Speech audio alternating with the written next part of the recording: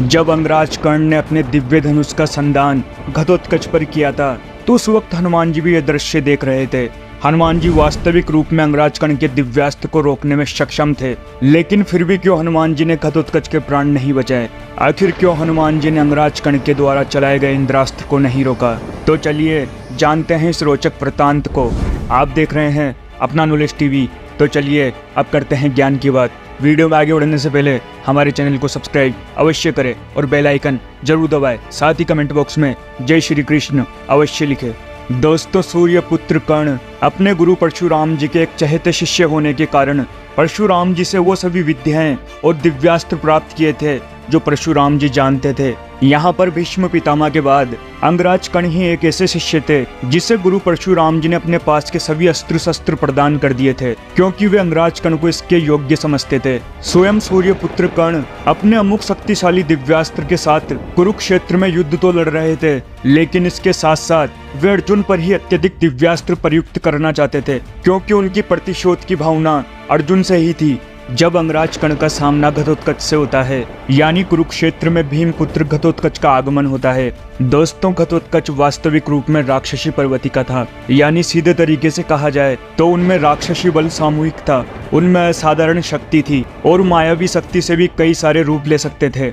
इन्हीं सभी शक्तियों के बल पर वे कौरव सेना पर टूट पड़ते हैं। यहाँ पर मध्य रात्रि में वे कौरव सेना में कोहराम मचा देते हैं और आखिर में वो समय आया जब दुर्योधन की जान जाने की बारी थी, यानी घटोत्कच का निशाना दुर्योधन बन चुका था। और तभी स्वयं सूर्यपुत्र कर्ण, जो कि अपने पास कोई विकल्प ना देखते हुए इंद्रदेव के द्वारा प्रदान किया गया शक्ति अस्त्र का संधान घटोत्कच पर कर देते हैं, जिससे कि घटोत्कच वीरगति को प्राप्त हो जाता है। मूल रूप से दोस्तों, समझने वाली बात यह है कि हनुमान जी के लिए अंगराज कर्ण के द्वारा चलाए गए इंद्रास्त्र को रोकने में जरा भी मुश्किल नहीं होती, क्योंकि वे इससे पूर्व भी मेघनाथ के द्वारा चलाए जाने वाले कई ऐसे महाशक्ति दिव्यास्त्रों को निगल चुके हैं। इसके साथ साथ वे भगवान श्री कृष्ण के सुदर्शन चक्र का अहंकार चूर करने के लिए सुदर्शन चक्र को कुछ क्षण के लिए अपने मुख में भी रख लिया था। तो भला उनके सामने इंद्रास्त्र कितने क्षण तक टिक सकता था? लेकिन फिर भी हनुमान जी ने घटोत्कच पर चलाए गए इंद्रास्त्र को नहीं रोका। यहाँ पर दोस्तों इसके पीछे का कारण था कि हनुमान जी वास्तविक रूप में ये जानते थे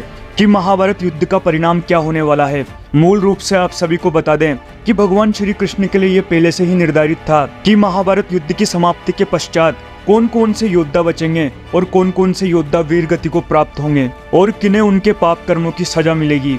यहाँ पर दोस्तों इसके अतिरिक्त स्वयं महाबली हनुमान जी भी एक ऐसे महापुरुष थे जो ये रहस्य, ये घटना के बारे में जानते थे कि उस महाभारत युद्ध में कौन कौन से योद्धाओं का बलिदान होने वाला है। यहाँ पर आप सभी को बता दें कि हनुमान जी पांडवों की रक्षा के लिए अर्जुन के रथ पर विद्यमान थे, लेकिन वे पांडवों की रक्षा के लिए अपना आशीर्वाद देने के लिए इस युद्ध में आए थे, न कि पूर्व निर्धारित किसी भी घटना में विघ्न डालने के लिए, क्योंकि इससे धर्म स्थापना में भी विघ्न उत्पन्न हो सकता था। अब क्योंकि वे जानते थे कि इस युद्ध में घटोत्कच का वीर गति होना भी पहले से ही तय हो चुका है, ऐसे में से रोकना तथा इस बीच विघ्न डालना इस युद्ध के परिणाम को भी प्रभावित कर सकता था।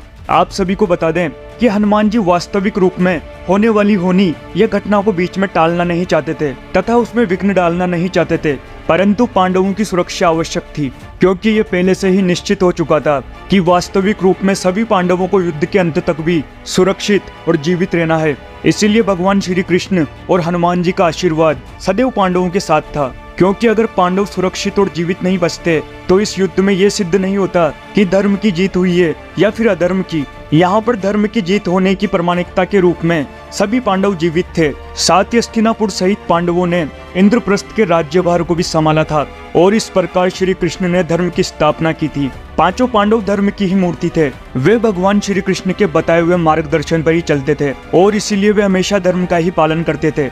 यही कारण था कि उन्हें इस युद्ध के परिणाम तक भी जीवित रहना और सुरक्षित रहना अत्यंत आवश्यक था। तो अब आप सभी समझ गए होंगे कि आखिर हनुमान जी ने घटोत्कच के प्राण क्यों नहीं बचाए थे। तो दोस्तों, आपको हमारे द्वारा दी गई जानकारी अच्छी लगी हो तो आप हमारी इस वीडियो को लाइक और चैनल को सब्सक्राइब जरूर करें। तो मिलेंगे अगली बार एक नई खास वीडियो के साथ। तब तक के लिए देखते रहिए संपूर्ण ज्ञान का केंद्र बिंदु अपना नॉलेज टीवी। Thank you.